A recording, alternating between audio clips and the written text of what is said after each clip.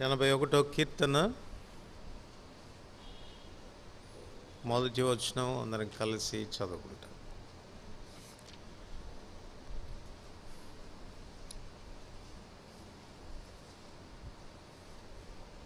కీర్తనలు 81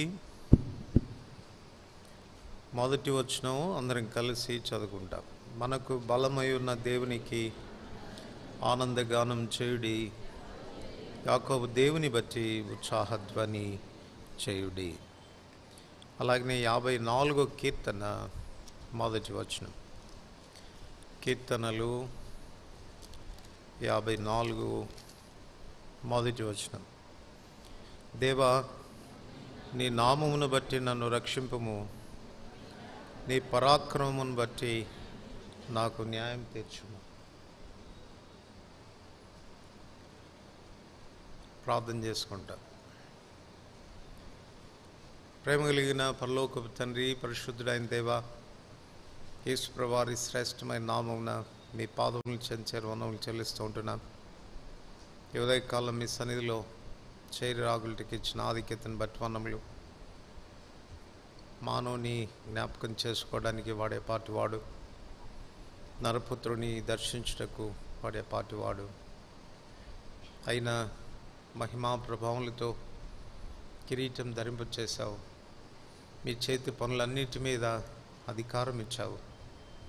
దయగలిగినటువంటి తండ్రి, ప్రభా, దూతల కంటే కొంచెం తక్కువనిగా మీరు చేశావు. మహిమా ప్రభావములు ఇచ్చావు. అందుని బట్టి మిమ్మల్ని ఎంతో స్తుతిస్తూ ఉంటున్నాం. మా ఇళ్ళ మీ తలంపులు, మా విషయంలో మీరు కలిగి ఉన్న మీ ఉద్దేశాలను బట్టి వనములు, వాటిని మేము అర్థం చేసుకున్నప్పుడు మా హృదయాలు నిజంగానే కృతజ్ఞత భావంతో నింపబడుతూ ఉన్నాయి. గొప్ప దేవుడు అని, ప్రభావం గల దేవుడు అని, మహిమగల దేవుడు అని, అపారమైన ప్రేమ చూపే దేవుడు అని, అత్యున్నతమైన తలంపులు కలిగిన దేవుడు అని మీ నామమును ఘనపరుస్తూ ఉంటున్నాం. ఈ ఉదయకాలం మరొకసారి మీ బలను సమీపించక పూర్వం వాక్య వెలుగులో మా జీవితాలు పరీక్ష చేసుకోవడానికై మీరు ఇస్తున్న మరొక అవకాశాన్ని బట్టి వనములు. దేవా, మేము కూడి వచ్చుట మాకు లాభదాయకంగా చేయము. ధర్మశాస్త్రంలో దాచబడిన ఆత్మీయ సత్యాలు గ్రహించినట్లు మా మనోనేత్రములు వెలిగించు. నేనైతే కేవలం నిష్ప్రయోజకమైన దాసుడను, బలహీనుడను, అద్దుబాట్లు కలిగిన వాడను. కృపచూపము, సహాయపడము. చేరి వచ్చిన బిడలతో నాతో మాతో మాట్లాడుతున్నాం. మీ వాక్యం వెల్లడగుడు తోడని వెలుగు కలుగును, అది తెలివి లేని వారికి తెలివి పుట్టించునన్నారు. మా హృదయాలను మీ వాక్యం చేత వెలిగించు. యేసు ప్రభు నామమున వందనములతో ప్రార్థిస్తున్నాం తండ్రి.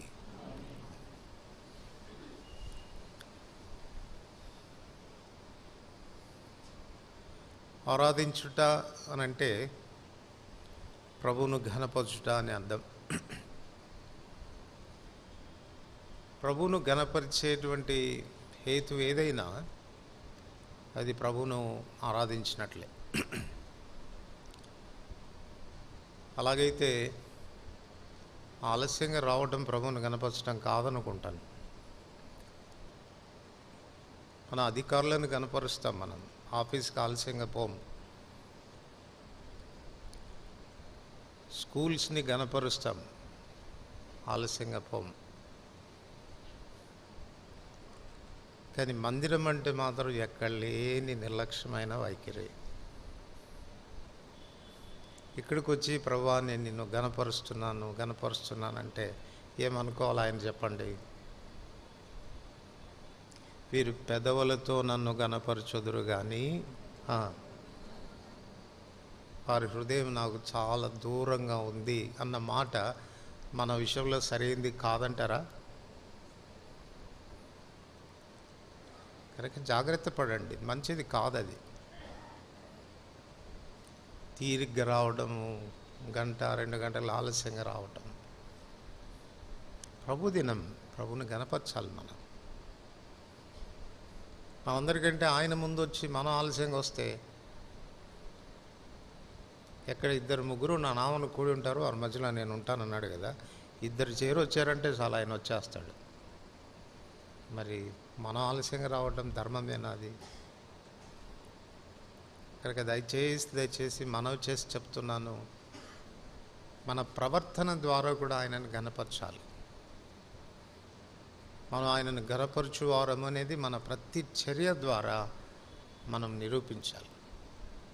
అందుకే పౌలు రాస్తుంటాడు, మనం భోజనం చేసినను, పానం చేసినను, మరి ఏమి చేసినను ఆయనకు మహిమ కలిగేటట్టుగా చేయాలి. కనుక దయచేసి జ్ఞాపకం పెట్టుకొని, ఆలస్యంగా వచ్చే వారికి మనవి, మరొకసారి ఆ పొరపాటు చేయొద్దని ప్రభు పేట మనవి చేస్తూ ఉంటున్నాను. 54 కీర్తన మొదటి వచనం. కీర్తనలు 54 మొదటి వచనం. యెహోవా, నీ నామమును బట్టి నన్ను రక్షింపుము, నీ పరాక్రమమును బట్టి నాకు న్యాయము తీర్చుము. నీ పరాక్రమమును బట్టి నాకు న్యాయము తీర్చుము. Save me, O God, by thy name, and judge me by thy strength. నీ నామమును బట్టి, నీ పరాక్రమమును బట్టి నాకు న్యాయం తీర్చుము అనే మాట ఇంగ్లీష్లో రాశాడంటే judge me by thy strength అనే మాట వాడాడు. అంటే నీ బలము చేత నాకు న్యాయం తీర్చుము అనేటువంటి మాట. సో మన ప్రభు న్యాయకర్త అయినటువంటి మన ప్రభుకున్న బలం ఏంటి అంటే ఆయన జ్ఞానమే. చూడండి, న్యాయాధిపతులు చాలామంది ఉంటారు. కొంతమందిని గురించి మనం ఏం చెప్తామంటే చాలా పవర్ఫుల్ అండి ఆయన అంటాం. ఆ పవర్ ఎక్కడి నుంచి వచ్చింది ఆయనకి, దేన్ని బట్టి వచ్చింది అంటే న్యాయశాస్త్రం మీద, న్యాయ విధుల కట్టడల మీద, రాజ్యాంగం మీద తనకున్నటువంటి పట్టు, తనకున్న వివేకం, తనకున్నటువంటి జ్ఞానం. ఏ ఆర్టికల్ ఏం చెప్తుంది అన్నటువంటి విషయాలను గురించినటువంటి క్షుణ్ణమైనటువంటి అవగాహన కలిగినటువంటి వాడు. అది వారి బలం మనం చెప్పుకోవాలి. ఇప్పుడు కీర్తనకారుడైనటువంటి దావీదు తన ప్రభువును ఒక న్యాయకర్తగా ఎంచుకుంటూ, ప్రభా, నీకున్న బలాన్ని బట్టి, అంటే నీకున్న జ్ఞానం చేత దయచేసి నన్ను పరీక్షించు, దయచేసి పరీక్షించు. జడ్జ్ మీ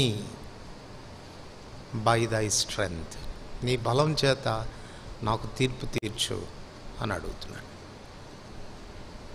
సో మన ప్రభు న్యాయాధిపతి. యాకోబు పత్రిక 4వ అధ్యాయం 12వ వచనంలో ఆయన గురించి రాయబడినటువంటి చక్కని మాట ఏంటంటే, యాకోబు పత్రిక 4వ అధ్యాయం 12వ వచనం, ఒక్కడే ధర్మశాస్త్రమును నియమించి న్యాయము విధించువాడు, ఆయనే రక్షించుటకును నహింపచేయుటకును శక్తిమంతుడై ఉన్నాడు. పరునికి తీర్పు తీర్చుటకు నీవేవాడవు. ఎవరైనా తీర్పు తీర్చడానికి తెగిస్తే దేవుని వాక్యం చెప్పే మాట ఏంటంటే, పరునికి తీర్పు తీర్చుటకు నీవేవాడవు. అంటే యు ఆర్ అన్వర్ది అని అర్థం. నువ్వు యోగ్యుడు కాదు. తీర్పరి అంటూ, న్యాయ తీర్పరి అంటూ ఎవరైనా ఒకడు ఉన్నాడు అని అంటే ఆయన ప్రభువే. ఎందుకు అనంటే ధర్మశాస్త్రాన్ని, న్యాయాన్ని విధించినవాడు ఆయనే. ఆ ఒక్కడే ధర్మశాస్త్రం ఇచ్చినవాడు ఆయన ఒక్కడే. సో ఆయన ఒక్కడే నిజమైనటువంటి, సరి అయినటువంటి, బలమైనటువంటి తీర్పరి అని చెప్పవచ్చు. యెషయా గ్రంథం 61వ అధ్యాయం 8వ వచనంలో ఈ మాట మనం చదువుతాం. యెషయా గ్రంథం 61వ అధ్యాయం 8వ వచనం అందరికి కలిసి చదువుకుంటాం. ఏలైనగా న్యాయము చేయుట యెహోవానగు నాకిష్టము. న్యాయాధిపతి అయిన దేవుడు మాత్రమే కాదు, న్యాయం చేసే విషయంలో ఆయనకి ఇష్టం అంట. ఆయన ఇష్టపడేటువంటి దేవుడు. అంటే ఇంకో మాటలో చెప్పాలంటే అన్యాయాన్ని ఆయన ఇష్టపడేటువంటి వాడు కాడు. న్యాయాన్ని అనుసరించి నడుచుకోవాలి అని కోరుతున్నటువంటి దేవుడు. అపోస్తల కార్యములు 10వ అధ్యాయంలో 42వ వచనంలో ఈ మాట రాయబడింది. అపోస్తల కార్యములు 10వ అధ్యాయం 42వ వచనం. ఇదియుగాక దేవుడు సజీవులకును మృతులకును న్యాయాధిపతి. ఆయన ఎవరికి న్యాయాధిపతి అంట? సజీవులకు మృతులకు కూడా న్యాయాధిపతి. సర్వసాధారణంగా ఏ నేరస్తుడైనా న్యాయస్థానం ఎదుటకు తీసుకురాబడినప్పుడు, న్యాయాధిపతి వద్దకు తీసుకురాబడినప్పుడు ఆ న్యాయాధిపతి ఆ వ్యక్తిని ఎప్పటి వరకు తీర్పు తీర్చగలడు అంటే వాడు సజీవుడైనంత వరకే. వన్స్ హీ డైస్, వాడు చచ్చిపోతే వాడు ఫైల్ క్లోజ్ చేస్తారు. ఇక వానికి తీర్పు తీర్చడానికి ఈ న్యాయాధిపతికి ఆస్కారం ఉండదు. ఎందుకంటే తీర్పు తీర్చిన తర్వాత శిక్ష విధించాలి కదా. శిక్ష విధించడానికి ఇక మనుషుడు ఉండడు కాబట్టి అందరితో ఆ కేసు క్లోజ్ చేస్తారు. కానీ ఈ న్యాయాధిపతి ఎంత పవర్ఫుల్ అనంటే సజీవులకు మృతులకు కూడా తీర్పరి అయినటువంటి వాడు. ఏం చేత? అపోస్తల కార్యములు 17వ అధ్యాయం. అపోస్తల కార్యములు 17వ అధ్యాయం 31వ వచనం. అపోస్తల కార్యములు 17వ అధ్యాయం 31వ వచనం. అందరు కలిసి చదువుకుందాం. ఎందుకనగా తాను నియమించిన మనుషుని చేత నీతిని అనుసరించి భూలోకమునకు తీర్పు తీర్చబోయేడు ఒక దినమును నిర్ణయించున్నాడు. మృతుల్లో నుండి ఆయనను లేపినందున దీన్ని నమ్ముటకు అందరికీ ఆధారము కలగచేసి ఉన్నాడు. దేవుడు సర్వలోకానికి తీర్పు తీర్చిపోతున్నాడు. సజీవులకు మృతులకు కూడా దేవుడు తీర్పు తీర్చిపోతున్నాడు. చచ్చిన వారికి కూడా ఆయన తీర్పు తీరుస్తాడా అని అనడానికి దానికి ఆధారంగా తన కుమారుడైన యేసుక్రీస్తు ప్రభువారిని మృతుల్లోండి తిరిగి లేపాడంట. అంటే ఏం చెప్పగోరుతున్నాడు ఈ దేవుడు అంటే, నువ్వు చనిపోయినా కూడా తీర్పును తప్పించుకోలేవు. ఒక దినాన తిరిగి నేను నిన్ను బ్రతికిస్తాను. నా కుమారుడైన యేసు ప్రభువారిని ఏ రీతిగా మృతుల్లోండి తిరిగి లేపానో అలాగనే ప్రతి మనుషుడు మరలా తిరిగి బ్రతకాల్సిందే. అదే ప్రకటన 20లో మనం చదువుతాం. సముద్రం దానిలో ఉన్న మృతులను అప్పగించిందంట. చనిపోయిన వారు, గొప్పవారు కానీ బీదవారు కానీ ధనికులు కానీ దరిద్రులైన వారు అందరూ ఆయన సింహాసనం ఎదుట నిలవబడి ఉండుట నేను చూచితిని. సో మరణం అనేది మానవుని జీవితానికి అంతం కాదు. మృతులైనటువంటి ప్రతి మనిషిని కూడా తిరిగి లేపి సజీవునిగా చేసి తన ఎదుట నిలబెట్టుకొని తీర్పు తీర్చబోతున్నాడు. సో లోకంలో ఉన్న న్యాయాధిపతులకు ఈ న్యాయాధిపతికి ఉన్నటువంటి గొప్పతనం ఏంటి, ఈయనలో ఉన్న శక్తి ఏంటి, ప్రభావం ఏంటి, తనకున్న స్ట్రెంగ్త్ ఏంటి అని అంటే he can judge alive and dead also. సజీవులైనటువంటి వారిని మృతులైనటువంటి వారిని కూడా ఆయన తీర్పు తీర్చేటువంటి అధికారం ఉంది. ఇక ఆదికాండం 18వ అధ్యాయంలోనికి వస్తే ఆయన యొక్క పరిధి ఎంత అనేది అక్కడ అబ్రాహాం చెప్తా ఉన్నాడు. ఆదికాండం 18వ అధ్యాయం 25వ వచనం. ఆదికాండం 18వ అధ్యాయం 25వ వచనం. ఆ చొప్పున చేసి దుష్టులతో కూడా నీతిమంతులను చంపుట నీకు దూరమవునుగాక, నీతిమంతుని దుష్టునితో సమానంగా ఎంచుట నీకు దూరమవునుగాక, సర్వలోకమునకు తీర్పు తీర్చువాడు. ఆయన పరిధి ఏంటి చెప్పండి? సర్వలోకం. లోకంలో న్యాయాధిపతులు అంటే ఒక జిల్లాకు న్యాయాధిపత్యం, ఒక రాష్ట్రానికి న్యాయాధిపతో, ఒక దేశానికి న్యాయాధిపతో ఉంటారు. కానీ సర్వలోకానికి న్యాయాధిపతి అయినటువంటి వాళ్ళు ఒకలే వాళ్ళాడు. ఈ ప్రభు సర్వలోకానికి న్యాయాధిపతి అయినటువంటి వాడు. అందుకే నీ బలము చేత నాకు న్యాయం చేయి, నాకు తీర్పు తీర్చు అని కీర్తనకారుడైనటువంటి దావీదు అడుగుతున్నట్లుగా మనం చూడవచ్చు. సో ఈయనలో ఉన్న పొటెన్షియాలిటీ, ఈయనలో ఉన్నటువంటి సామర్థ్యం, ఒక న్యాయకర్తగా ఈయనలో ఉన్నటువంటి శక్తి అపారమైనటువంటిది, అనంతమైనటువంటిది, అసమానమైనటువంటిది అని చెప్పవచ్చు. అట్టి దేవుడు తీర్పరిగా ఉండడం, అట్టి దేవుని చేత మనము తీర్పు చేయబడ్డం అనేది చాలా చాలా ప్రయోజనకరమైంది కూడాను. ఈ మధ్యాహ్నం ఆ తీర్పరి ఎటువంటి వాడు, ఎందుకు ఆయన తీర్పులు మన విషయంలో అవసరమైనాయి అనేటువంటి విషయాల గురించి కొన్ని మనం ఆలోచన చేస్తాం. ఆదికాండం 16వ అధ్యాయం 5వ వచనం. ఆదికాండం 16వ అధ్యాయం 5వ వచనం. అందరు కలిసి చదువుతాం. అప్పుడు శారాయి, నా ఉసురు నీకు తగులును, నేనే దాసిని నీ కౌగిటికి ఇచ్చిన తర్వాత తాను గర్భవతి అయితేనని తెలుసుకున్నప్పుడు నేను దాని దృష్టికి నీచమైన దాన్ని అయితిని, నాకును నీకును యెహోవా న్యాయము తీర్చునుగాక. నాకును నీకును యెహోవా న్యాయం తీర్చునుగాక. న్యాయం తీర్చేవాడెవరు? యెహోవా, జెహోవా, యావే అనేటువంటి పదాలు. సో ఈ తీర్పరిలో ఉన్నటువంటి గొప్పతనం ఏంటి? మిగిలినటువంటి న్యాయాధిపతుల కంటే ఈ తీర్పరికి ఉన్నటువంటి గొప్పతనం ఏంటి అంటే, ఈయన యెహోవా. యెహోవా అన్న మాటకు అర్థం ఏంటి? 2 విషయాలు వస్తున్నాయి. సజీవుడైన వాడు, రెండవది ఉన్నవాడు అనేటువంటి భావన ఇస్తుంది.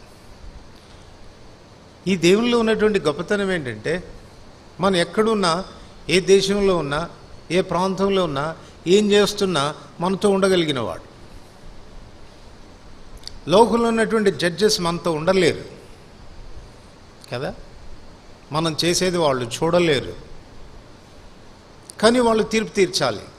అంచేత వాళ్లకు ఖచ్చితంగా ప్రాసిక్యూషన్ అనేది అవసరం. ప్రాసిక్యూషన్ అని అంటే ఒక వ్యక్తిని తప్పు చేశాడు అని నిర్ధారించేటువంటి అడ్వకేట్స్ అవసరం. సో వాళ్ళు పరిశీలన చేసి, విచారణ చేసి, నిజమేనండి ఈ వ్యక్తి నేరం చేశాడు అని వాళ్ళు నిర్ధారణ చేయాల్సినటువంటి అవసరం ఉంది. ఆ నిర్ధారణ చేసేటువంటి విషయాలకు వస్తే వారికి ఆధారాలు కావాలి. ఏదో నోటి మాటతో వారు చెప్పినంత మాత్రాన్ని సరిపోదు. ఇదిగోనండి నేను విచారణ చేయగా ఈ ఆధారం నాకు దొరికింది, ఈ వ్యక్తి నేరం చేశాడనడానికి ఇదిగో ఇది ఆధారం, లేక ఇదిగో ఈ మనుషుడు సాక్షి అండి అని ఆధారాలు చూపించాల్సినటువంటి అవసరం ఉంది. ఒకవేళ ఈ ప్రాసిక్యూషన్ జరగకపోతే, నిజ నిర్ధారణ అనేది జరగకపోతే, ఒక న్యాయాధిపతి తాను తీర్పు తీర్చేటువంటి అధికారం తనకు ఉండదు. అంచేత ప్రాసిక్యూషన్ మీద, ఆధారాల మీద ఒక న్యాయాధిపతి ఆధారపడాల్సి వస్తుంది. కానీ ఈ న్యాయాధిపతికి ఉన్నటువంటి గొప్పతనం ఏంటంటే, నువ్వు ఎక్కడున్నా, నువ్వేం చేస్తున్నా నీ పక్కనే ఉంటాడు. అంటే దాని అర్థం ఏంటంటే, నువ్వు ఏం చేస్తున్నది చూస్తూ ఉంటాడు ఆయన. యోబు గ్రంథం 34వ అధ్యాయం. యోబు గ్రంథం 34వ అధ్యాయం. యోబు గ్రంథం 34వ అధ్యాయం 21వ వచనం నుండి 23 వచనాలు కలిసి చదువుకుంటాం. 21 నుండి 23 వచనాలు. ఆయన దృష్టి నరుల మార్గముల మీద ఉంచబడి ఉన్నది, ఆయన వారి నడకలన్నీ కనిపెట్టి చూచున్నాడు. దుష్క్రియలు చేవారు దాక్కునుటకు చీకటి అయినను మరణాంధకారమైనను లేదు. ఒకడు న్యాయ విమర్శలోనికి రాకముందు బహుకాలం అతనిని విచారణ చేయట దేవునికి అగత్యం లేదు. మాట గమనించండి. ఒక నీ న్యాయ విమర్శలోనికి తీసుకొని రాకమును, అంటే తాను జడ్జిమెంట్ అనేది పాస్ చేయక పూర్వం బహుకాలం ఒక వ్యక్తిని గూర్చి విచారణ చేయాల్సినటువంటి అగత్యత ఆయనకి లేదు. ఎందుకు అనంటే, ఆయన దృష్టి నరుల మార్గముల మీద ఉంచబడి ఉన్నది, వారి నడతలన్నీ ఆయన కనిపెట్టి చూచున్నాడు. సో ఈయనకున్న పవర్, ఈయనకున్న శక్తి, ఈయనకున్న బలం ఒక న్యాయాధిపతిగా ఏంటి అంటే, ఈయనకు లాయర్స్ అవసరం లేదు, ప్రాసిక్యూషన్ అంతకన్నా అవసరం లేదు, సాక్షులు అంతకన్నా పని లేదు. కేవలం ఆయనే స్వయంగా మనల్ని చూచి మనల్ని పట్టుకుంటాడు కనుక. ఇటువంటి న్యాయాధిపతి నిజంగా శక్తిమంతుడైనటువంటి వాడు, ప్రభావం కలిగిన వాడు, ఆయన కంటే శక్తి కలిగిన వాడు మరొకడు లేడని చెప్పాలి. రెండోదిగా, న్యాయాధిపతి అయినటువంటి వాడు తీర్పు తీర్చాల్సి వచ్చినప్పుడు ధర్మశాస్త్రాన్ని గురించినటువంటి ఎరుక తనకు అవసరం. మీరు చూడండి, జడ్జి ఇంటికి కానీ లాయర్ల ఇంటికి కానీ వెళ్తే వాళ్ళ ర్యాక్లో పెద్ద పెద్ద పుస్తకాలు కనపడతాయి వెనకాల. ఏంటో తెలుసా అవన్నీ? ఏ ఆర్టికల్ ఏం చెప్తుంది, ఏ చట్టం ఏం చెప్తుంది అన్నటువంటి విషయాలను గురించి ఒక్కొక్క చట్టాన్ని గురించినటువంటి ఒక పుస్తకం రాయబడి ఉంటుంది, దాన్ని గురించినటువంటి వివరణ రాయబడి ఉంటుంది. సో తీర్పు తీర్చాల్సి వచ్చినప్పుడు ఆ పుస్తకాల్లో రాయబడిన సంగతులన్నింటినీ గురించినటువంటి గ్రహింపు న్యాయకర్తకు అవసరం. కనుక ఏదైనా జడ్జిమెంట్ పాస్ చేయాలంటే నువ్వు చేసిన నేరానికి ఫలానా చట్టం చొప్పున ఫలానా ఆర్టికల్ని బట్టి నీకు ఈ శిక్ష విధిస్తున్నానని చెప్పాలి. వేగ్గా నీకు ఈ శిక్ష అని చెప్పడానికి లేదు. చాలా చెప్పాలనంటే శాస్త్రాన్ని గురించినటువంటి జ్ఞానం తనకు అవసరం. మరి అలాగైతే మన ప్రభు విషయానికి వస్తే ఏం చెప్పండి? శాస్త్రం ఇచ్చినోడే ఆయన, ధర్మశాస్త్రాన్ని రాసినటువంటి వాడే ఆయన. అదే యాకోబు పత్రిక 4:12 మనం చదివాం. ధర్మ విధులను ఇచ్చినవాడు, దాన్ని నెరవేర్చే సామర్థ్యం కలిగిన వాడు ఆయన ఒక్కడే. సాక్షులతో తనకు నిమిత్తం లేకపోయినా, న్యాయ విచారాన్ని చేయాల్సినటువంటి అగత్యత లేకపోయినా, రుజువులు చూపించాల్సినటువంటి అవసరత అంతకన్నా తనకు లేకపోయినా తాను సాక్షులు పెట్టుకున్నాడంట. ఎవరండి సాక్షులు? ఆకాశము భూమి కదా.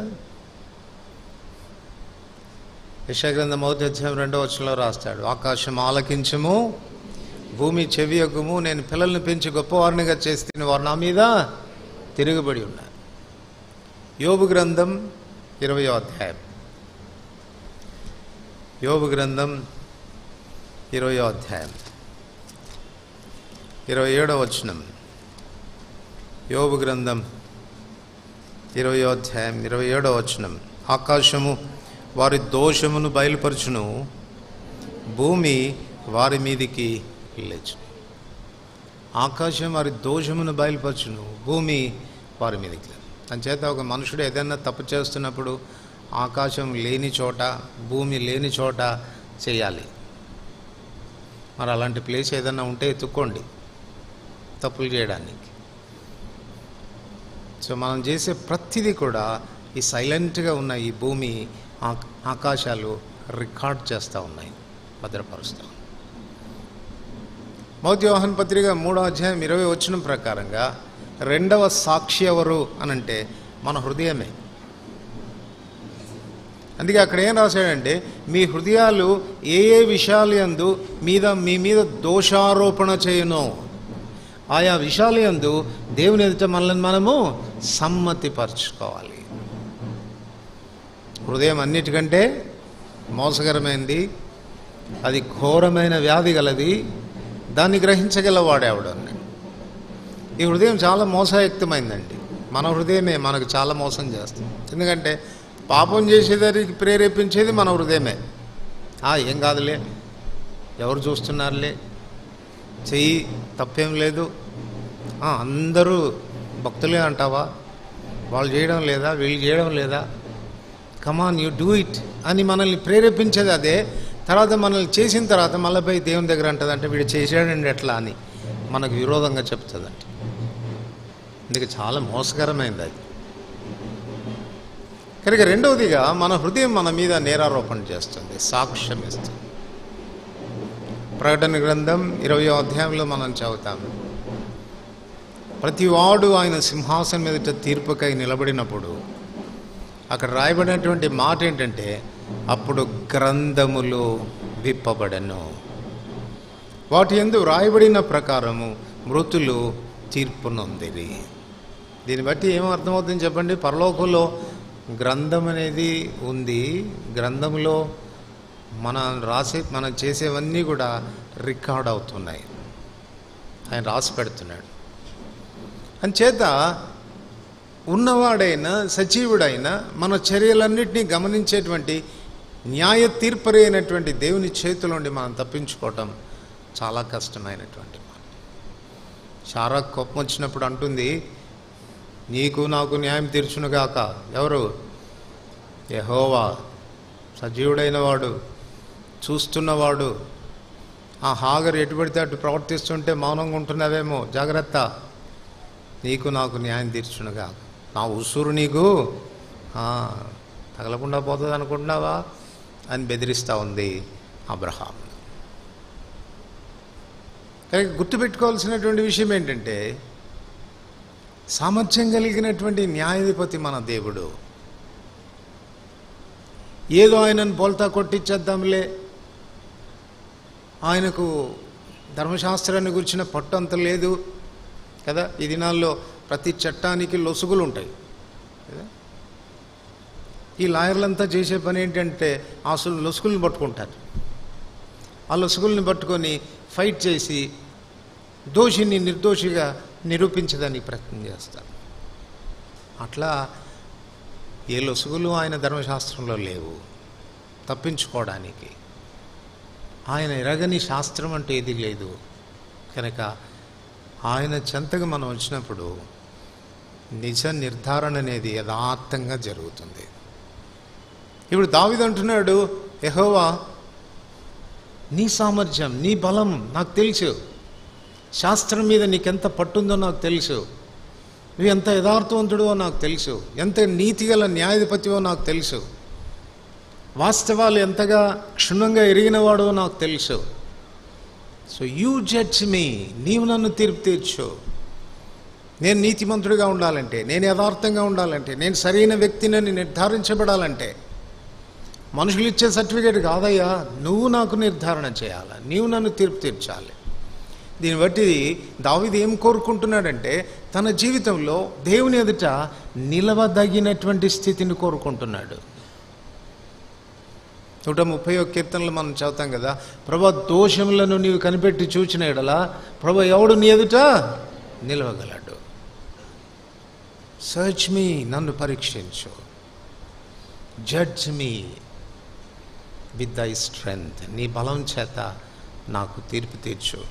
అది తాను మొదటిగా చేసుకుంటున్న తీర్మానం. అంచేత తీర్పు కొరకు ఎవరి విషయంలోనైనా దేని విషయంలోనైనా ప్రభు చెంతగా మనం వెళ్తున్నప్పుడు మనకు ఒక భరోసా వస్తుంది. ఏం భరోసా వస్తుంది?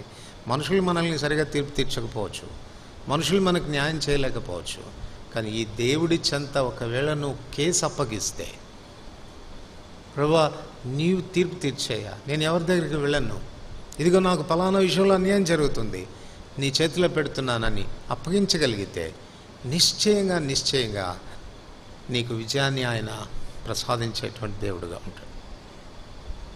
లేవికాండం 19వ అధ్యాయం. లేవికాండం 19వ అధ్యాయం 15వ వచనం. లేవికాండం 19వ అధ్యాయం 15వ వచనం. అందరికి కలిసి చదువుకుంటాం. 19:15. అన్యాయపు తీర్పు తీర్చకూడదు, బీదవాడని పక్షపాతం చేయకూడదు, గొప్పవాడని అభిమానం చూపకూడదు, న్యాయమును బట్టి నీ పొరుగువానికి తీర్పు తీర్చవలెను. ద్వితీయోపదేశకాండం 10వ అధ్యాయం. ద్వితీయోపదేశకాండం 10వ అధ్యాయం. ద్వితీయోపదేశకాండం 10వ అధ్యాయం 17-18 వచనాలు కలిసి చదువుకుంటాం. ఏలయనగా నీ దేవుడైన యెహోవా పరమదేవుడును పరమ ప్రభువునై ఉన్నాడు. ఆయనే మహాదేవుడు, పరాక్రమవంతుడు, భయంకరుడైన దేవుడు. ఆయన నరుల ముఖమును లక్ష్య పెట్టని వాడు, లంచము పుచ్చుకొనని వాడు. ఆయన తల్లిదండ్రులను లేని వారికి విధవరాలికి న్యాయం తీర్చి పరదేశందు దయ ఉంచి అన్నవస్త్రములు అనుగ్రహించువాడు. సో ఈ న్యాయాధిపతిలో ఉన్నటువంటి మరొక లక్షణం ఏంటి అని అంటే, లంచం పుచ్చుకునే దేవుడు కాదు ఆయన. లోకంలో ఉన్న లాయర్స్, లోకంలో ఉన్న జడ్జెస్ అందరూ ఆల్మోస్ట్ ఎవరు చెప్పండి, లంచం పుచ్చుకునే వాళ్ళే. లంచం తీసుకోకుండా న్యాయ వృత్తిని నిర్వర్తిస్తున్నటువంటి వారు చెప్పవచ్చు చాలా చాలా చాలా అరుదుగా మనకు కనపడతారు లోకంలో. అందుచేత వాళ్ళు ఏం చేస్తారంటే చెప్పండి, లంచం పుచ్చుకునేవాడు న్యాయాన్ని త్రిప్పివేస్తాడు. ఇంకో చోట ఏం రాస్తాడంటే, లంచము మానవుని యొక్క కన్నులకు గురుడితనాన్ని కలుగజేస్తుందంట. వాస్తవాన్ని చూడలేడు, తను సత్యాన్ని గ్రహించలేడు. ఇక్కడ మనం ప్రభులో కనపడుతున్న మరొక శ్రేష్టమైనటువంటి లక్షణం ఏంటంటే, ఈయనలో ఉన్న పొటెన్షియాలిటీ ఏంటంటే హీఈస్ అప్రైట్. రెండవది, హీఈస్ నాట్ పార్షల్, పక్షపాతి కాడు, మనుషుల ముఖాల్ని లక్ష్య పెట్టేటువంటి వాడు కాదు. ఈయన చాలా ధనికుడు కదా, ఘనపరుద్దాము, వీడు బీదవాడు కదా, నిర్లక్ష్యం చేద్దాము అనేటువంటి మనస్తత్వం ఆయనకు ఉండదు.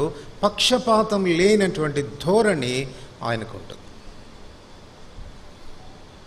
అంచేత మనం ఆయన చెంతకు వచ్చినప్పుడు నిశ్చయంగా దేవుడు పక్షపాతం లేకుండా ఆయన తీర్పు తీరుస్తాడు.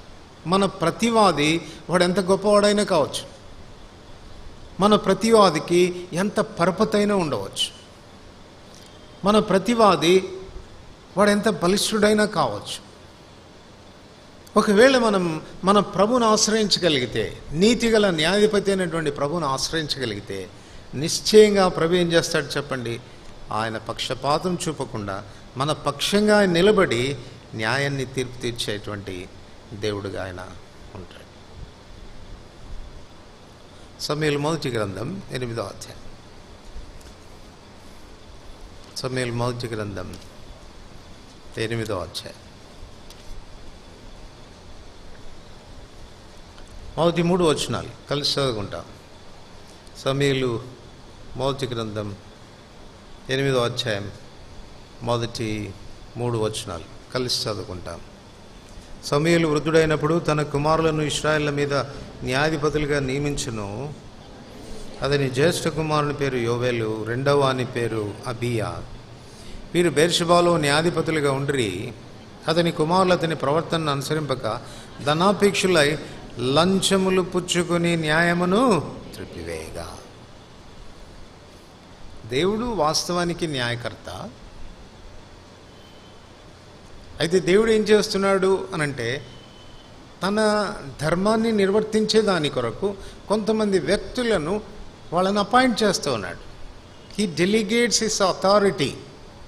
తన అధికారాన్ని వాళ్ళకు అప్పగించి, నా పక్షంగా మీరు ఇలా చేయండి, నేను నీతిగల న్యాయాధిపతిని, నేను పక్షపాతం లేనటువంటి న్యాయాధిపతిని, యథార్థతను ప్రేమించే న్యాయాధిపతిని, మీరు అలా ఉండండి, అలా ఉండండి అని ప్రభువు కొంతమంది వ్యక్తులకు తన అధికారాన్ని అప్పగించినప్పుడు, దేవుడు అప్పగించినటువంటి అధికారాన్ని వీరు దుర్వినియోగం చేసినట్లుగా మనం చూడవచ్చు.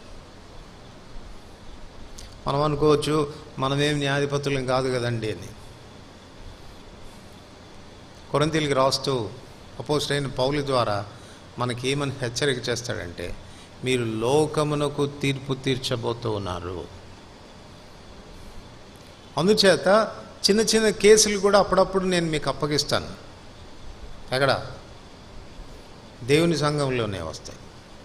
కొన్ని సందర్భాల్లో మనం విచారణ చేసి, నిజ నిర్ధారణ చేసి, ఏది సత్యమో అది సత్యం, ఏది అబద్ధమో అది అబద్ధమని చెప్పాల్సిన పరిస్థితులు దేవుడు మన జీవితంలో కలుగజేస్తాడు. గుర్తుపెట్టుకో, నీ దేవుడు పక్షపాత కాడు. నీకు ఒకవేళ అలాంటి అవకాశం ఏ సందర్భంలోనైనా, ఎవరి విషయంలోనైనా వస్తే నువ్వెలా ప్రవర్తించాలి? నువ్వు కూడా పక్షపాతిగా ఉండడానికి వీలు లేదు. లేవికాండం 24వ అధ్యాయం. లేవికాండం 24వ అధ్యాయం 22వ వచనం. లేవికాండం 24వ అధ్యాయం 22వ వచనం. మీరు పక్షపాతం లేక తీర్పు తీర్చవలెను, మీలోనున్న పరదేశికి మీరు చేసినట్టు మీ స్వదేశికిని చేయవలను. మీ దేవుడనైనా యెహోవానని వారితో చెప్పుమనెను. కాబట్టి మోషే ఇశ్రాయేలుతో ఇలాగ చెప్పెను, శపించిన వానిని పాలు వెలుపలికి తీసుకొని పోయి రాళ్లతో వారిని చావగొట్టవలెను. యెహోవా మోషేకు ఆజ్ఞాపించినట్టు ఇశ్రాయేలీలు చేశారు. ఒకవేళ తీర్పులోనికి వాడు వచ్చి న్యాయబద్ధంగా వాడు తీర్పు తీర్చబడి దోషి అని నిరూపించబడితే వాడు మావాడు అని చెప్పి శిక్ష తప్పించడానికి వీల్లేదు, పక్షపాతం చూపడానికి వీల్లేదు. వాడిని తప్పకుండా శిక్ష విధించాల్సిందే.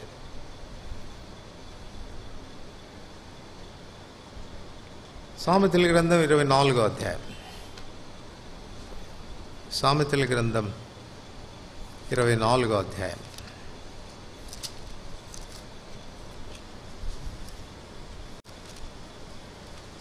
23 నుంచి 25 వచనాలు కలిసి చదువుకుంటాం. 23 నుంచి 25 వచనాలు. అవి జ్ఞానులు చెప్పిన సామెతలే. న్యాయము తీర్చుటలో పక్షపాతం చూపుట ధర్మం కాదు. నీ యందు దోషం లేదని దుష్టునితో చెప్పువానని ప్రజలు శపించుదురు.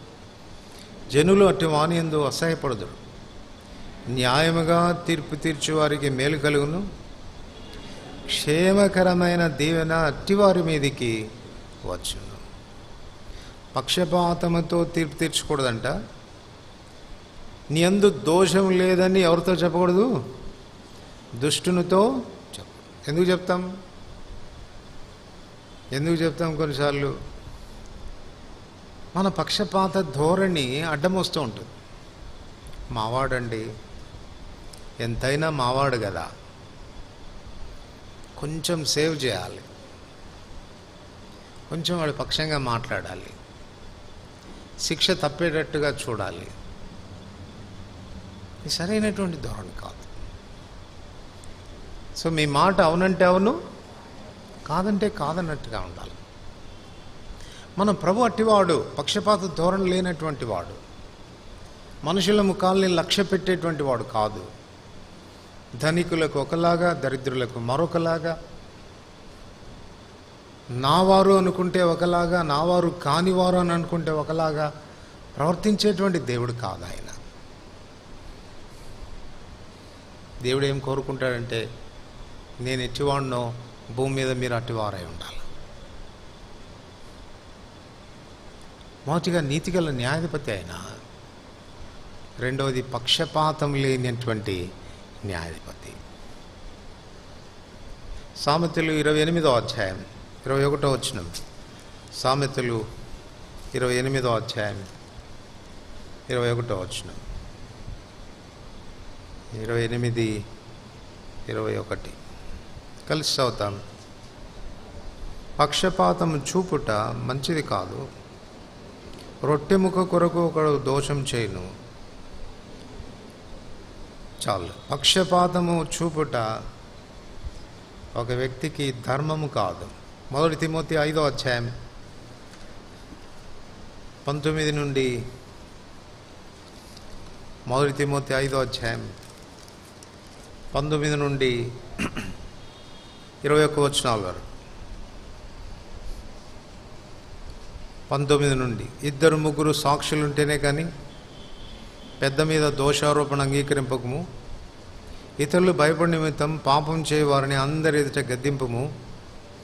విరోధ బుద్ధితోనైనను పక్షపాతంతోనైనను ఏమీ చేయక నేను చెప్పిన ఈ సంగతులు గైకొన వల్లని దేవుని ఎదుటను క్రీస్తు యేసు ఎదుటను ఏర్పరచబడిన దేవదూతల ఎదుటను నీకు ఆనబెట్టుచున్నాను. కొన్నిసార్లు ఎందుకు పక్షపాత ధోరణి పోతామంటే, వాళ్లకు మన మాట ఆ రీతిగా ఉండాలి. సత్యం పక్షంగా నిలబడాల్సినటువంటి అవసరత మన మీద ఉంది. అదే పేతురు అపోస్తలుల కార్యములు 10:34 చెప్తాడు, దేవుడు పక్షపాతి కాడని నేను నిజంగా గ్రహించాను. సో మన ప్రభువులో ఉన్నటువంటి ఆ శ్రేష్టమైన గుణలక్షణం మనం సంతరించుకోవాలి. పక్షపాత ధోరణి లేక ప్రతి ఒక్కరిని కూడా సమానమైనటువంటి దృష్టితో చూడడం తీర్పు తీర్చాల్సి వచ్చినప్పుడు న్యాయబద్ధంగా తీర్పు తీర్చడం, చెడును చెడు అని చెప్పడం, మంచిని మంచి అని చెప్పడం మేలు. అలా చేస్తే మనం చదువుకున్న భాగంలో మనకు మేలు కలుగుతుందంట, మనకు ఆశీర్వాదం కలుగుతుంది. లేకపోతే దానికి విరోధంగా మనకు కీడు శాపం కూడా సంభవిస్తుందని దేవుని వాక్యం చెప్తాం. యోబు గ్రంథం 34వ అధ్యాయం. యోబు గ్రంథం 34వ అధ్యాయం 17వ వచనం. యోబు గ్రంథం 34వ అధ్యాయం 17వ వచనం కలిసి చదువుకుంటాం. నీతిమంతులు మొరపెట్టగా యెహోవా క్షమించండి. యోబు గ్రంథం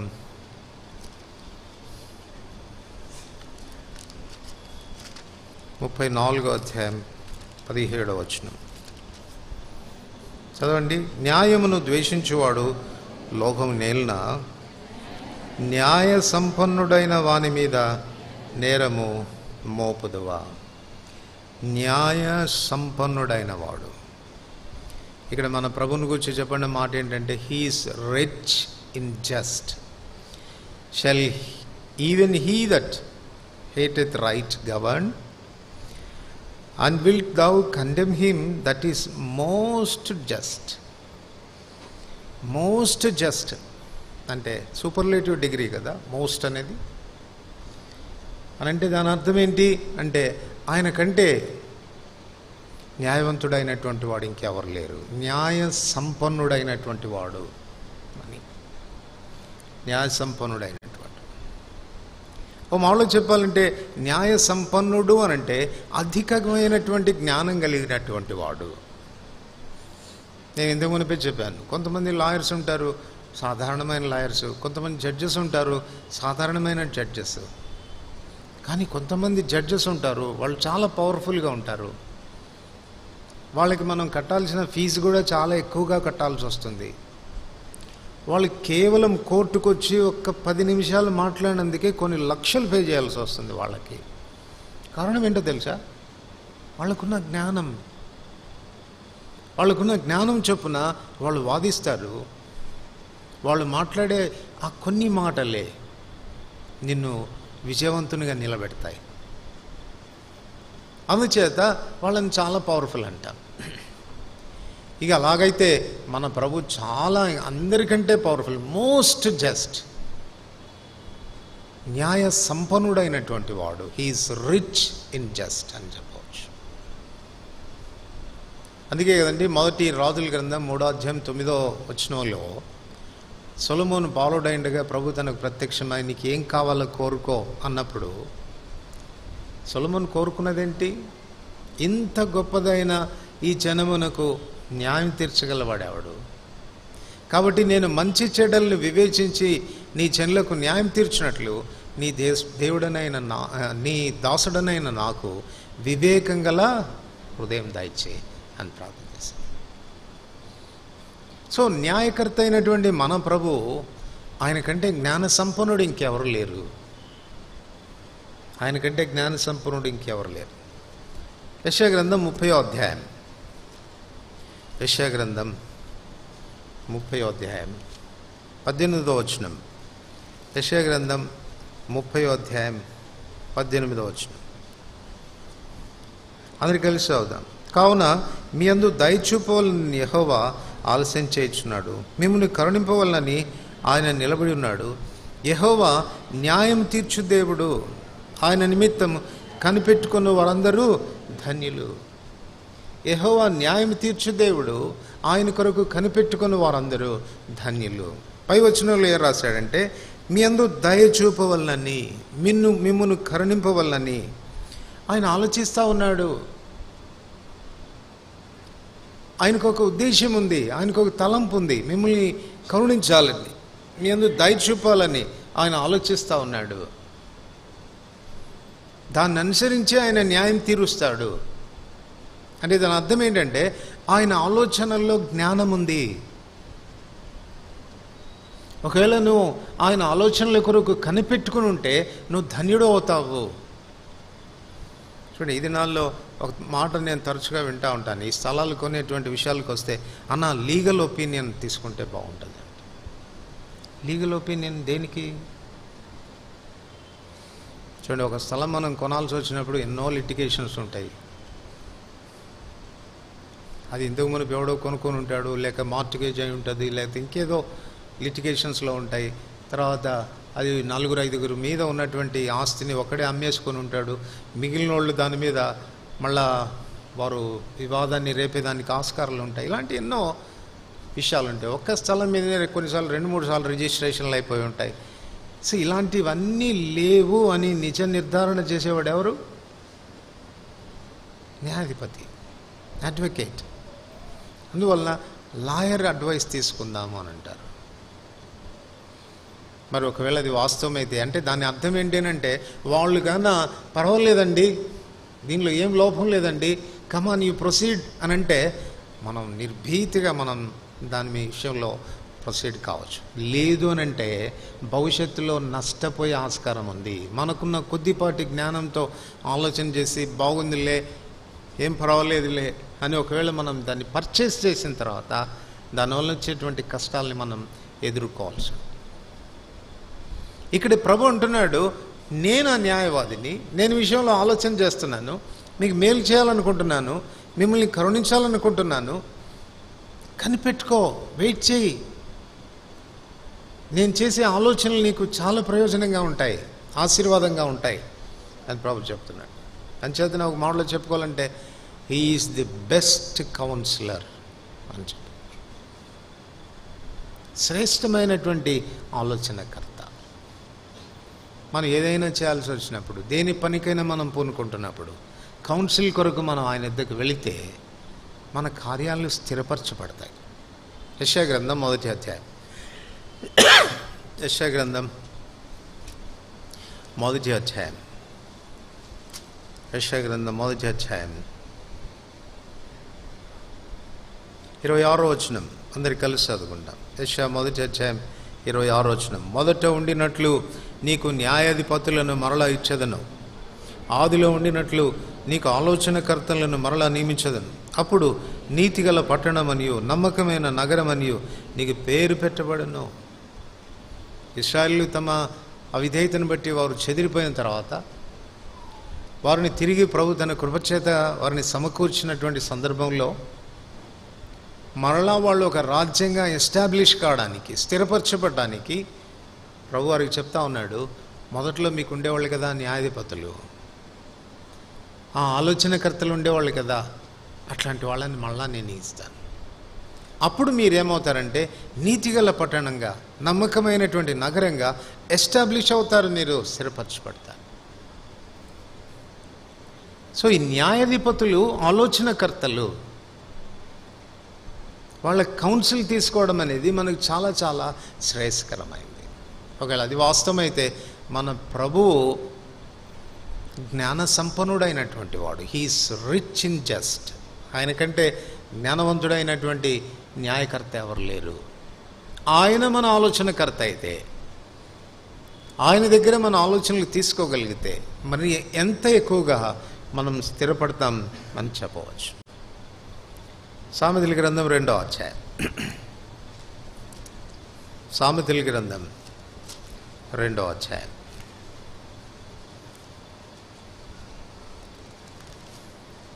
8 నుండి 12 వచనాలు కలిసి చదువుకుంటాం.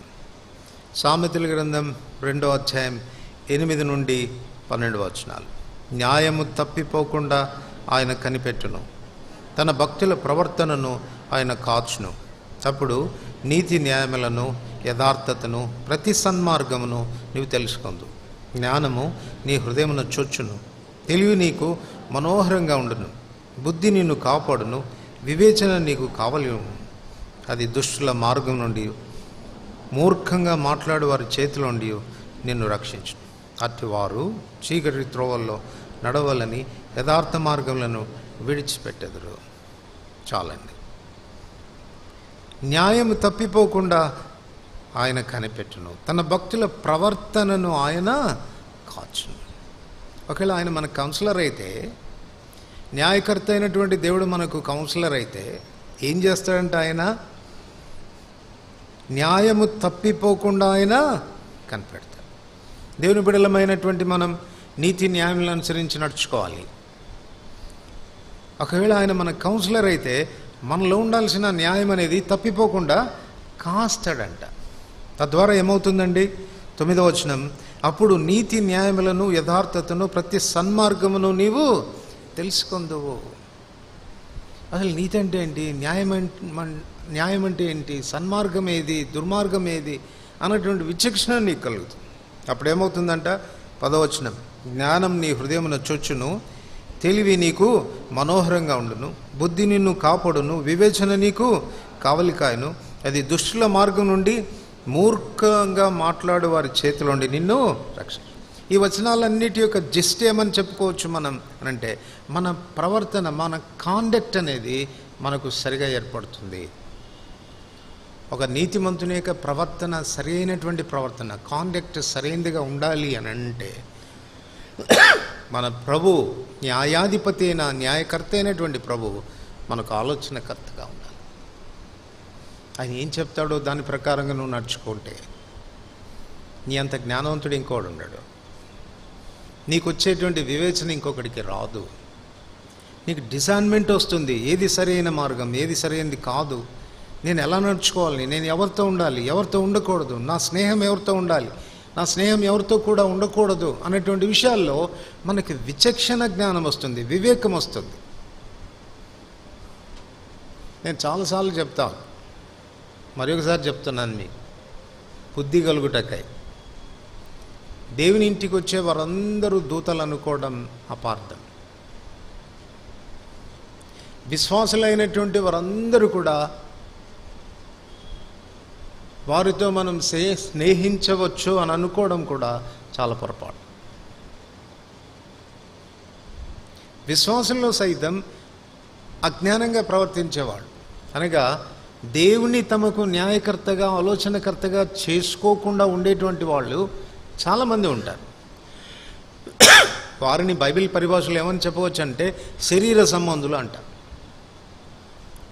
దేవుని ఆధారంగా చేసుకొనక తమ శరీరాన్ని ఆధారంగా చేసుకొని లౌకికమైనటువంటి జ్ఞానం మీద, తమకున్న బుద్ధి మీద ఆధారపడి జీవించేదానికి ప్రయత్నించే ఆత్మీయమైనటువంటి శరీర సంబంధులు దేవుని ఇంట్లో ఉంటారు.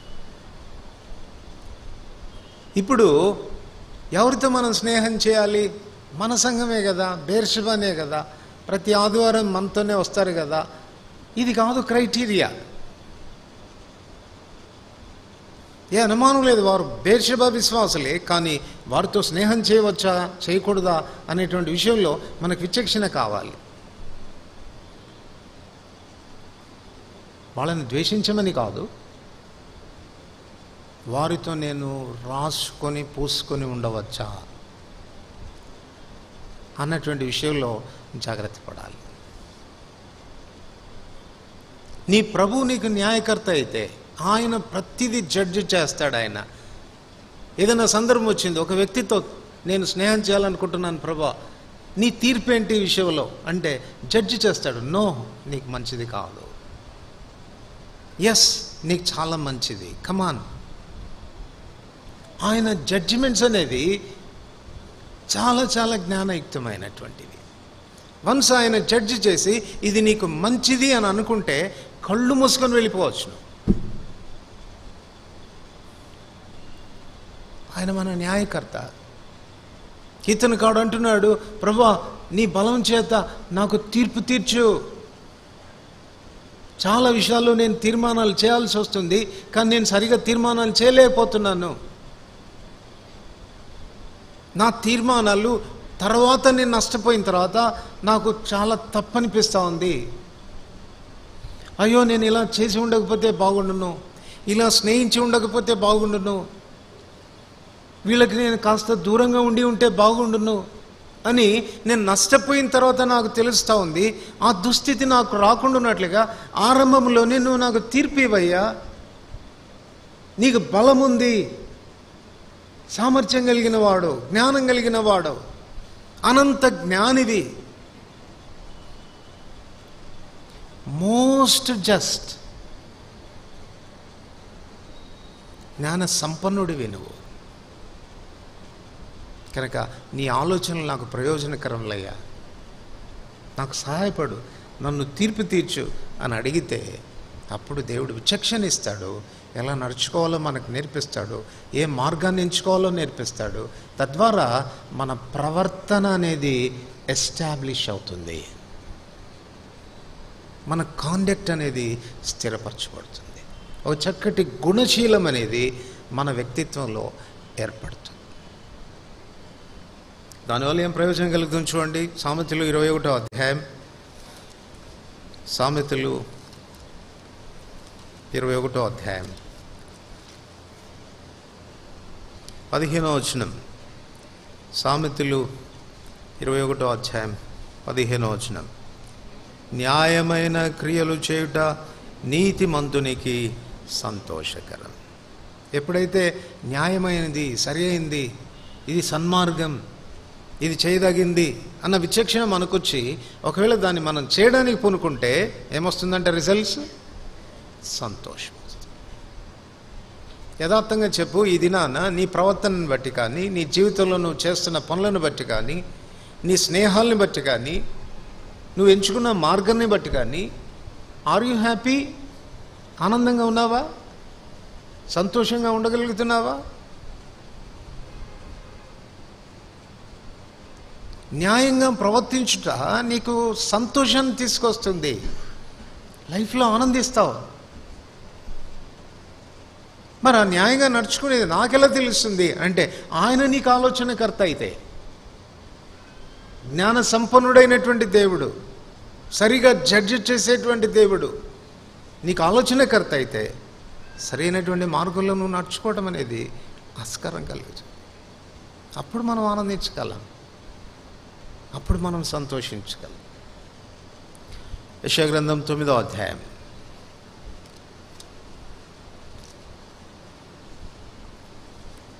యెషయా గ్రంథం 9వ అధ్యాయం 7వ వచనం అందరికి కలిసి చదువుకుంటాం. యెషయా గ్రంథం 9వ అధ్యాయం 7వ వచనం అందరికి కలిసి చదువుకుంటాం. ఇది మొదలుకొని మితి లేకుండా దానికి వృద్ధియు క్షేమమును కలుగునట్లు సర్వకాలము దావీదు సింహాసనమును రాజ్యమును నియమించును. న్యాయం వలనను నీతి వలనను రాజ్యమును స్థిరపరచుటకు అతడు సింహాసనాసనుడై పరిపాలన చేయును. సైన్యములకు అధిపతి యెహోవా ఆసక్తి కలిగి దీన్ని నెరవేర్చును. ఇది మొదలుకొని మితి లేకుండా దానికి వృద్ధియు క్షేమమును కలుగునట్లు. మితి లేకుండా అంటే అర్థం ఏంటి? దానికి ఇక హద్దు లేదు. నీ క్షేమానికి హద్దు ఉండదు. అంతగా వృద్ధి పొందాలి, అంతగా ఆశీర్వదించబడాలి అంటే ఎలా సాధ్యమవుతుందంట? న్యాయము వలన, నీతి వలన అది జరుగుతుంది. ఆ రోజులలో రాశాడు, ఆ న్యాయాన్ని నీతిని నెరవేర్చేటువంటి రాజు ఎవరో ఏలైనగా మనకు కుమారుడు అనుగ్రహించబడను, ఆయన భుజం మీద రాజ్యభారం ఉండను. ఆశ్చర్యకరుడు, ఆలోచనకర్త, బలవంతుడైన దేవుడు, నిత్యుడగు తండ్రి, సమాధానకర్త అయిన అధిపతి అని అతనికి పేరు. ఇది మొదలుకొని మితి లేకుండా దానికి వృద్ధి కలుగునట్లు సర్వకాలము దావీదు సింహాసనమును రాజ్యమును నియమిస్తాడు. సో ఈ రాజు, రాజ్యభారం కలిగినటువంటి ఈ రాజు సర్వకాలం సింహాసనాసనుడిగా ఉంటాడు. ఎందుకు? తన కుమారుడైన యేసుప్రభువు వారిని రాజుగా చేశాడు, సింహాసనాసనుడిగా చేశాడు. అంటే మనకు ఆలోచనకర్తయ్య ఉండి, మనకు జ్ఞానమై ఉండి, మనల్ని ఆశీర్వదించడానికి, ఇది మొదలుకొని మితి లేకుండా దానికి వృద్ధి కలగజేయడానికి. సో దీన్ని బట్టి మనకేం అర్థమవుతుందంటే మన ప్రాస్పెరిటీ, మన వర్ధిల్లుట, మితి లేకుండా వర్ధిల్లుట దేని మీద ఆధారపడి ఉంది అని అంటే ఆయన నీకు ఇచ్చే తీర్పుల మీద ఆధారపడి ఉంది. గుర్తుపెట్టుకో, నువ్వు చేసే ప్రతి పనికి నువ్వు జడ్జి చేయాల్సి వస్తుంది. చూడండి, ఏదైనా ఒక 10 రూపాయలు మనం ఖర్చు పెట్టేటప్పుడు మనం జడ్జి చేయాల్సి వస్తుంది. ఈ 10 రూపాయలు నేను దీనికి వాడడం ద్వారా నాకు ఎంతవరకు ప్రయోజనం ఉంది, ఇది వ్యర్థమైపోతుందా, దీనివలన ఇంకొక 2 రూపాయలు నాకు లాభంగా వస్తుందా అనేటువంటి విషయంలో ఆలోచించాల్సి ఉంది. అక్కడ జడ్జిమెంట్ అవసరం. ఎవరు ఇస్తారు ఈ తీర్పు? దేవా, నువ్వు అధిక శక్తి కలిగినటువంటి వాడివి, నీ జ్ఞానానికి మితి లేదయ్యా, కనుక నీవు నా ఆలోచనకర్తగా ఉండు. నీవు నా ఆలోచనకర్తగా ఉంటే నా కాండక్ట్ స్థిరపడుతుంది. నీవు నా ఆలోచనకర్తగా ఉంటే మితి లేకుండా నేను వర్ధిల్లుతాను. నువ్వు నా ఆలోచనకర్తగా ఉంటే అన్ని పరిస్థితుల్లో నేను ఆనందంగా సంతోషంగా ఉండగలను. ఇవన్నీ నేను కోల్పోవడానికి కారణం నీవు నా తీర్పరిగా ఉండకపోవడం. యెషయా గ్రంథం 2వ అధ్యాయం. యెషయా గ్రంథం 2వ అధ్యాయం 3-4 వచనాలు కలిసి చదువుకుంటాం. 3-4 వచనాలు. ఆ కాలమున సీయోనులో నుండి ధర్మశాస్త్రం, యెరూషలేములో నుండి యెహోవా వాక్కు బయలువెళ్ళెను. జనములు గుంపులు గుంపులుగా వచ్చి, యాకోబు దేవుని మందిరమునకు, యెహోవా పర్వతమునకు మనం వెళదాం రండి, ఆయన తన మార్గముల విషయమే మనకు బోధించును, మనం ఆయన త్రోవలో నడుచుదాము రండి అని చెప్పుకుందరు. 4వ వచనం. ఆయన మధ్యవర్తి అయి అన్ని జనులకు న్యాయం తీర్చును, అనేక జనములకు తీర్పు తీర్చును. వారు తమ ఖడ్గములను నాగచినక్కులుగాను తమ ఈటెలను మచ్చుకత్తులుగాను సాగగొట్టుదురు. జనం మీదికి జనము ఖడ్గం ఎత్తకుండును, యుద్ధము చేయ నేర్చుకున్నట్టయిక మానివేయును. ఆయన తీర్పు తీరిస్తే అంట వచ్చే రిజల్ట్స్ ఏంటో చెప్తున్నాడు. ఆయన అన్ని జనులకు న్యాయం తీరుస్తాడు. ఆయన మధ్యవర్తి అన్ని జనులకు న్యాయం తీరుస్తాడు, అనేక జనములకు తీర్పు తీరుస్తాడు. రిజల్ట్స్ ఏంటి అని అంటే ఏం చెప్తున్నాడండి? ఈటలు ఖడ్గాలు నాగటి నక్కులు అయిపోతాయంట, ఈటలు మచ్చుకొత్తులు అయిపోతాయంట. మచ్చుకొత్త అంటే దేనికి? మచ్చుకొత్త అంటే చిన్న చిన్న కత్తులు ఉంటాయి. దేని కొరకు అని అంటే ప్రూనింగ్ కొరకు వాడతారు. ద్రాక్షవల్లిని నేను, తీగలు మీరు, ఎవడు నా యందు నిలిచుండునో, ఎవని యందు నేను నిలిచుందునో వాడు బహుగా ఫలిస్తాడు. ఫలించు తీగ మరి ఎక్కువగా ఫలింపవలనని దానిలోని పనికిరాని తీగలను తీసివేస్తాడు. ఈ పనికిరాని తీగలను కత్తిరించే దాని కొరకు వాడబడే కత్తులే మచ్చుకత్తులు అంటే ప్రూనింగ్ కొరకు వాడబడి. ఆ మచ్చుకత్తులు చేసేటువంటి లాభం ఏంటి అని అంటే ఫలించు తీగ మరి ఎక్కువగా ఫలిస్తుంది. అంటే దీన్ని బట్టి మనకేం అర్థమవుతుంది చెప్పండి? నాగటి నక్కులు దేనికి? ఖడ్గాలు, ఈటెలు ఇవి యుద్ధానికి సంబంధించినటువంటి ఆయుధాలు. అంటే ఇతరులకు నష్టాన్ని కలుగజేసేవి, ఇతరుల జీవితాలు నాశనం చేసేవి, వారి ప్రాణాలు తీసేటువంటి ఆయుధాలు లాంటివి.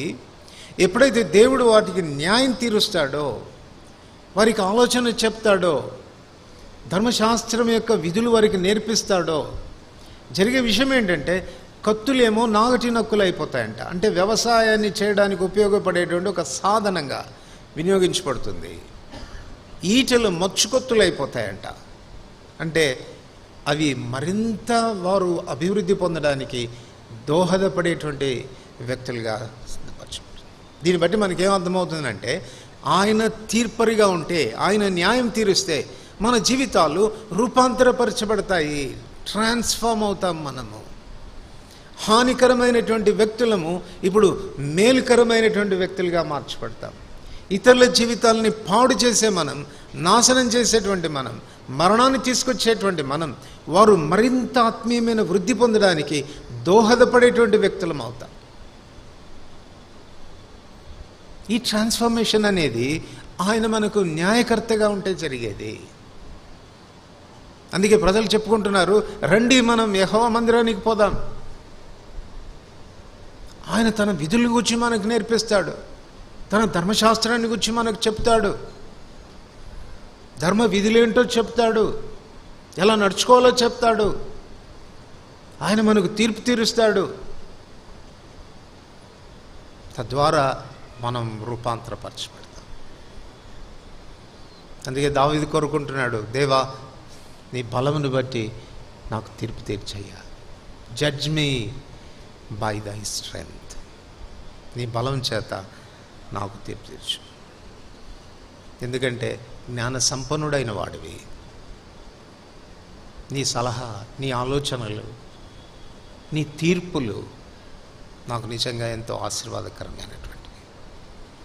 సో జడ్జ్ మీ అంటే ఇంకో మాటలో చెప్పాలంటే, దేవా నా ఆలోచనకర్తగా ఉండయ్యా, బీ మై కౌన్సిలర్ అని కోరుకుంటున్నాడు. కీర్తనలు 7వ అధ్యాయం, కీర్తనలు 7వ అధ్యాయం 11వ వచనం. 7వ కీర్తన 11వ వచనం. 7వ కీర్తన 11వ వచనం కలిసి చదువుదాం. న్యాయమును బట్టి ఆయన తీర్పు తీర్చును, ఆయన ప్రతిదినము కోపపడు దేవుడు. మనకు తెలుగు ట్రాన్స్లేషన్ సరిగా లేదు. ఇంగ్లీష్లో చాలా చక్కగా రాశాడు. God judgeth the righteous, God judgeth the righteous and God is angry with the wicked every day. ప్రతిదినం కోప్పడువాడు అని రాశాడు, కానీ ఎవరి మీద కోప్పడతాడు అని తెలుగులో రాయలేదు. ఇంగ్లీష్లో చక్కగా రాశాడు. ప్రతిదినం ఆయన దుష్టుని మీద కోప్పడువాడు. మొదటి భాగంలో ఏమి రాశాడంటే, గాడ్ జడ్జెత్ ది రైచస్, అంటే దేవుడు నీతిమంతులకు తీర్పు తీర్చువాడు. మనకు తెలుగులో ఏమని రాశారు? న్యాయమును బట్టి ఆయన తీర్పు తీర్చున్నాను. ఎవరికి తీర్పు తీర్చుతాడో రాయలేదు అక్కడ కదా. ఇంగ్లీష్లో చక్కగా రాశాడు, గాడ్ జడ్జెత్ ది రైచస్, అంటే నీతిమంతులకు దేవుడు తీర్పు తీర్చువాడు. నీతిమంతులకు దేవుడు తీర్పు తీర్చువాడు. ఇక్కడ గుర్తుపెట్టుకోవాల్సిన విషయం ఏంటంటే, నీతిమంతులమైనటువంటి మనకు కూడా ఆయన జడ్జిగా ఉంటాడు, తీర్పు తీరుస్తాడు. ఎవ్రీడే, ప్రతిదినం వాళ్ళ మీదేమో ఆయన కోప్పడతాడు, మనకు ఆయన తీర్పు తీరుస్తాడు. అంచేత ఒక విశ్వాసి ప్రతి దినము కూడా దేవుని తీర్పు క్రిందికి రావాలి, దేవుని యొక్క తీర్పు క్రిందికి రావాలి. ఎందుకు దేవుడు మనకు తీర్పు తీరుస్తాడు? దేవుడు మనకు తీర్పు తీర్చేది దేనికి అనంటే 2 కారణాలను బట్టి. ఒకటి, ఇన్ ఆర్డర్ టు చేజన్ us, మనల్ని శిక్షించేదానికి.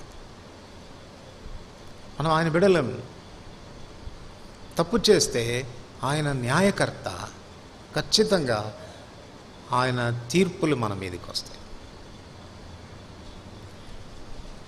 చూడండి, 119వ కీర్తనలో దావీదు ఈ మాట రాస్తాడు. 119వ కీర్తన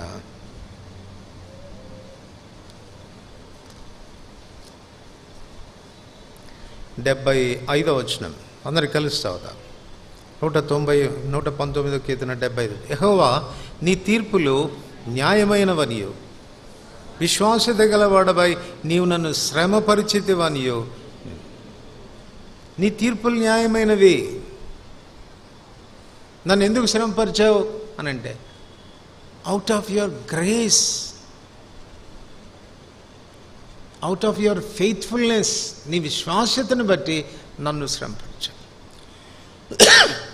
కనుక నా మీదకి వచ్చిన శిక్షను నేను చూసినప్పుడు, నాకు వచ్చిన బాధను నేను చూసినప్పుడు, నీ తీర్పు సరైందే, న్యాయమైనదే, నన్ను ఇలా శిక్షించడం సరైందే. చూడండి, ఎజ్రా గ్రంథంలో కూడా చక్కని మాట మనం చదువుతాం. ఎజ్రా గ్రంథం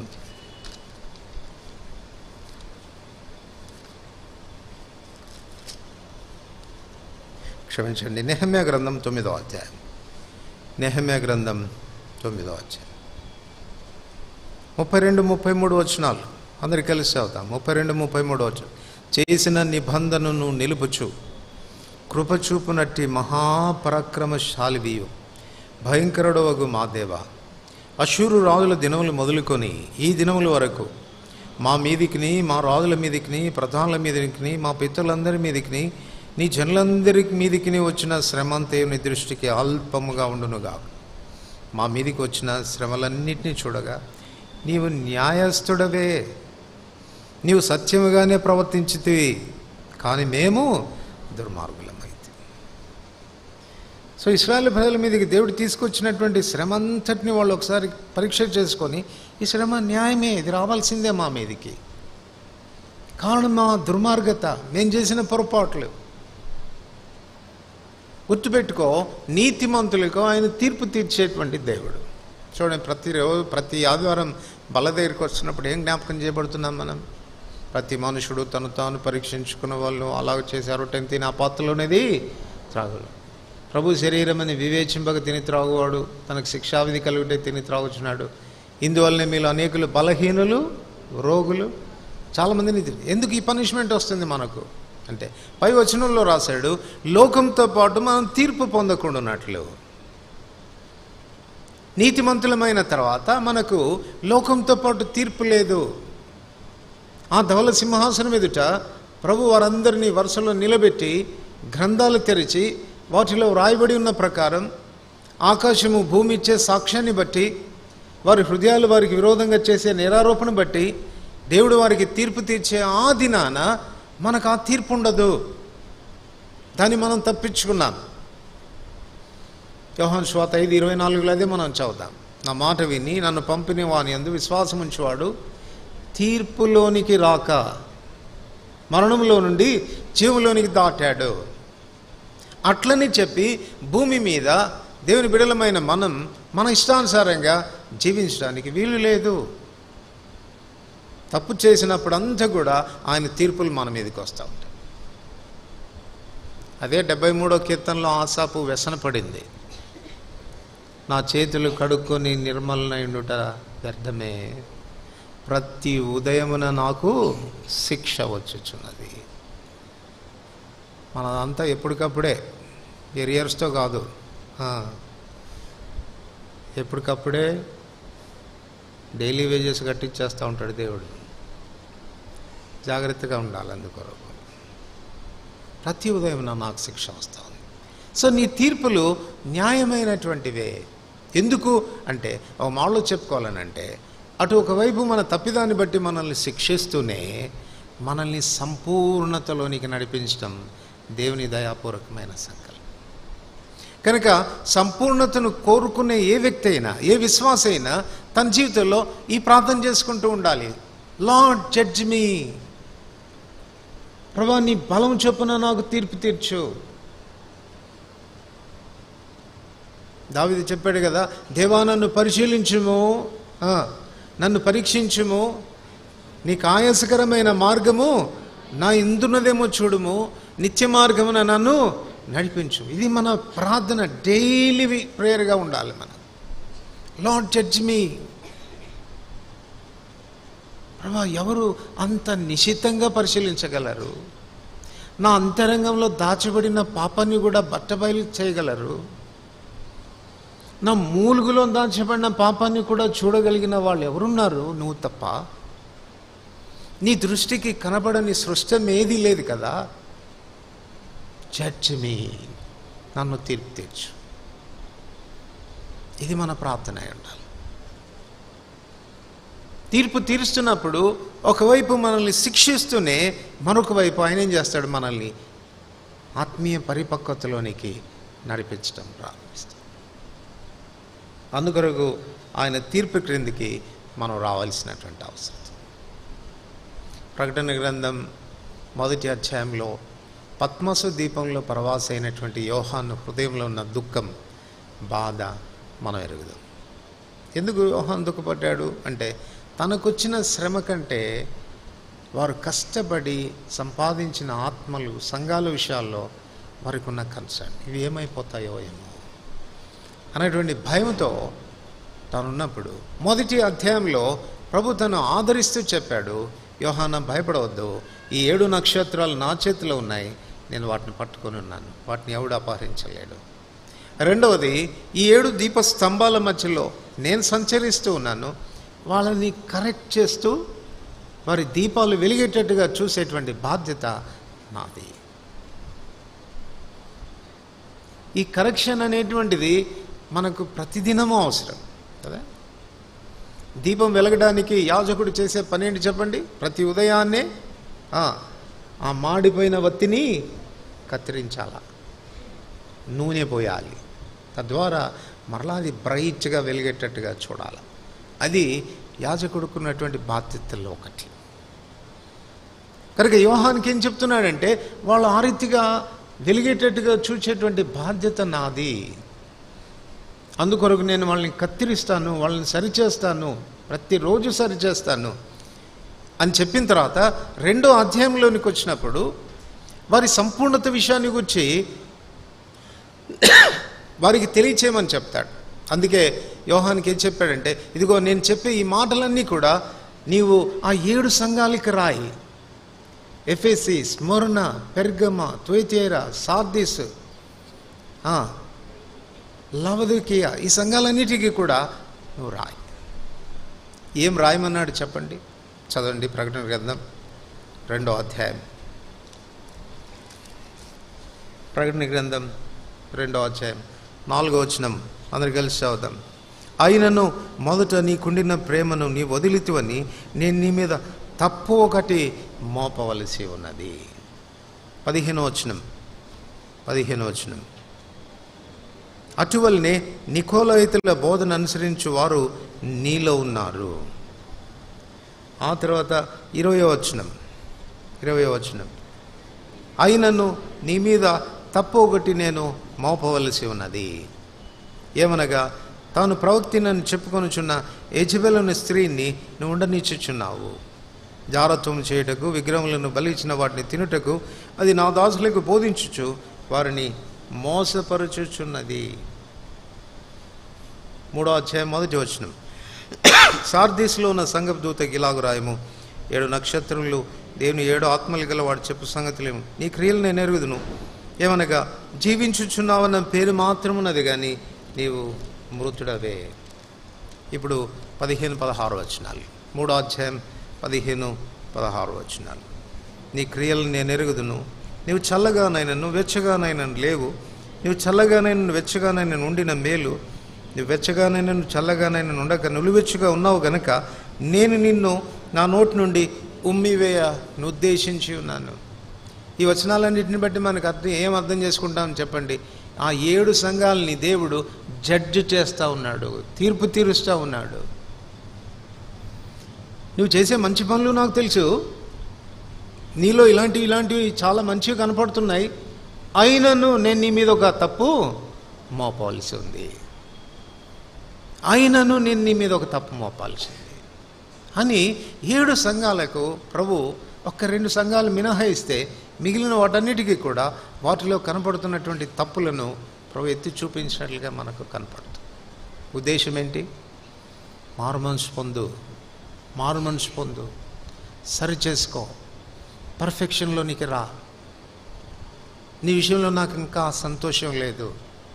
నీ అసంపూర్ణమైనటువంటి నీ ఆత్మీయ జీవితాన్ని చూసినప్పుడు నేను ఆనందపడలేకపోతున్నాను. పర్ఫెక్షన్లోనికి రా, పవిత్రతలోనికి రా.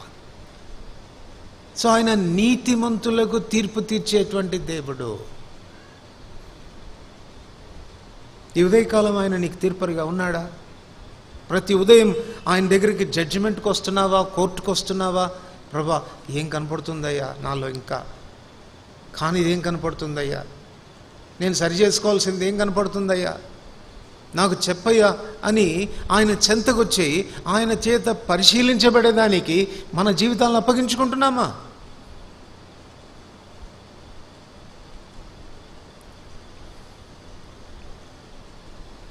పేతురు రాసిన మొదటి పత్రిక 4వ అధ్యాయం.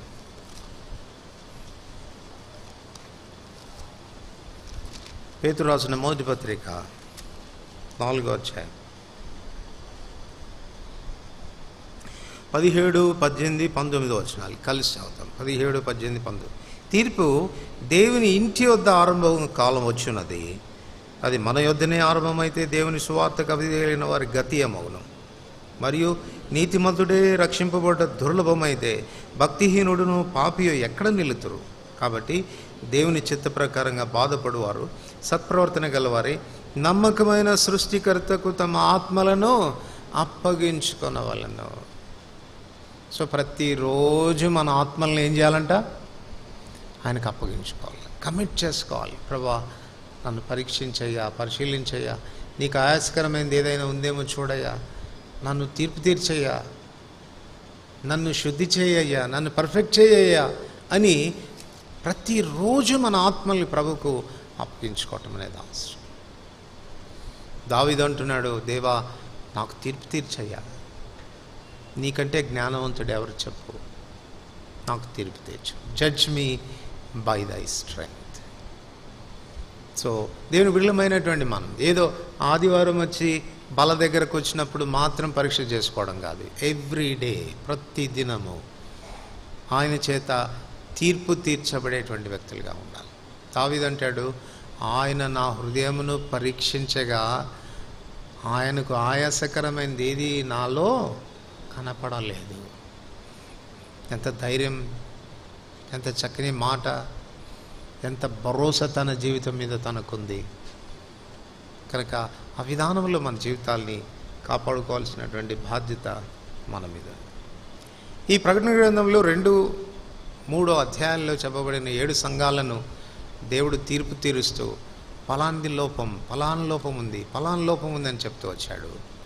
ఇప్పుడు మనమున్న ప్రస్తుత కాలము ఈ 7 సంఘాలు కూడా 7 కాలాలని సూచిస్తుంది. సంఘ చరిత్రలో 7 భాగాలుగా విభాగిస్తే ఒక్కొక్క భాగంలో ఒక్కొక్క సంఘం యొక్క ప్రత్యక్షత కనపడుతుంది. వాళ్ళలో ఉన్న లోపాలు అప్పుడు ఉన్నట్టుగా కనపడ్డాయి. అది వాస్తవమైతే ప్రస్తుతం ఉన్న ఈ కాలం లవొదికీయ సంఘ కాలం అని చెప్పబడుతుంది. లవొదికీయ సంఘ కాలంలో ఉన్నటువంటి లోపం ఏంటి? నువ్వు చల్లగా లేవు, వెచ్చగా లేవు. ఎట్లా ఉన్నావు? నువ్వు వెచ్చగా ఉన్నావు.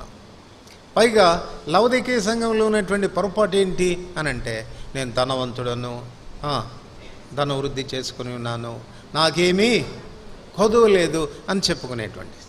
కానీ దేవుడు ఆ సంఘం మీద చేస్తున్నటువంటి నిరారోపణ ఏంటి?